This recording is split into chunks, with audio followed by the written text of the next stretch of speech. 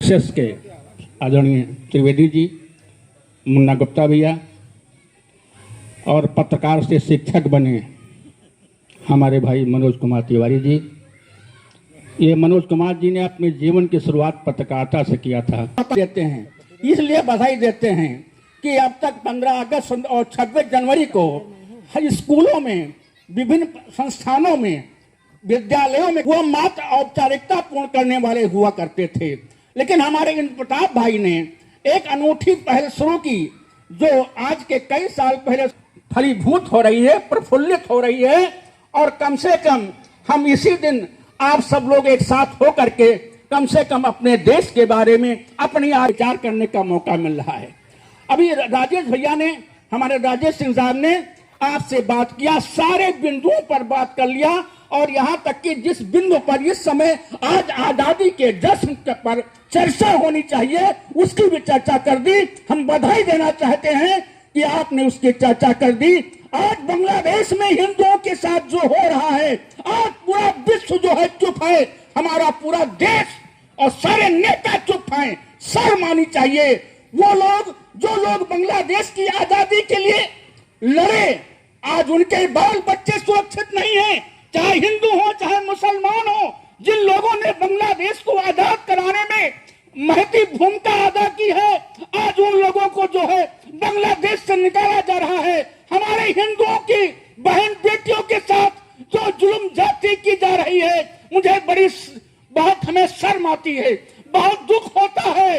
आज जो बांग्लादेश के हिंदुओं के साथ हो रहा है, अगर यही काम किसी दूसरे धर्म के साथ हुआ होता तो आज पूरी दुनिया में जो है गदर कट गई होती, ना मालूम क्या हो गया होता, कितने बयाना हो गए होते, कितने जो है वो ठेका हो गए होते। लेकिन मुझे दुख है कि बांग्लादेश में हमारे साथी, हमारे सनातनी भाई, हमारे हिंदू भाई, आजादी की लड़ाई लड़ने वाले भाई बहनें हमारे जो हैं अपनी इज्जत को बचाने के लिए परेशान हैं और पूरी दुनिया जो है राजनीति कर रही है। हमारा देश भी उसमें शामिल है। आपको यह मैं बता देना चाहता हूं कि हमारी आजादी जो है तब तक सुरक्षित है जब तक सनातन सुरक्षित है, हमारा लोकतंत्र तब तक सुरक्षित है जब तक हमारी आजादी सुरक्षित है, और हमारा देश तब तक सुरक्षित है जब तक हम और आप एक हैं।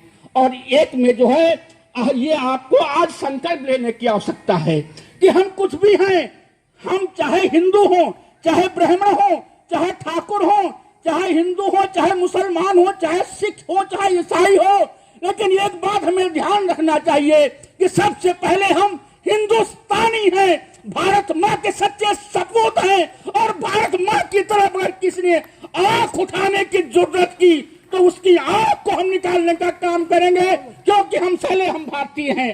तो आज का ये जो कार्यक्रम है ये इसीलिए होता है कि कम से कम हमको और आपको मिल करके अपनी आजादी की सुरक्षा के लिए, अपने देश को सुरक्षित करने के लिए आज हमें संकल्प लेना है। क्योंकि अगर संकल्प हम नहीं लेंगे तो बड़ा मुश्किल है। आज की राजनीति, चाहे वो अंतरराष्ट्रीय स्तर की हो, चाहे वो राष्ट्रीय स्तर की हो, चाहे वो जिस स्तर की हो, हमारी राजनीति हमारी आजादी को प्रभावित कर रही है। हमको जात में, भाई भाई में, धर्म में बांट दिया गया है। आज जब सनातन की बात आती है, आज जब हिंदुओं की बात आती है, आज जब आजादी की बात आती है, तो तरह तरह के बयान ये खाकी वाले दे रहे हैं, खद्दर वाले दे रहे हैं, ये सौदागर हैं, इनको देश की आजादी से मतलब नहीं है। जिस तरह से बांग्लादेश में बगावत करा करके कुर्सी की रोटी सेकी जा रही है, इसी तरह से हर जगह हो सकता है, क्योंकि हर जगह जयचंद बैठे हुए हैं। आजादी के समय जिस तरह से बांग्लादेश में तमाम लोग आजादी की लड़ाई लड़ रहे थे, तो तमाम लोग ऐसे हरामखोर थे जो उसका विरोध कर रहे थे।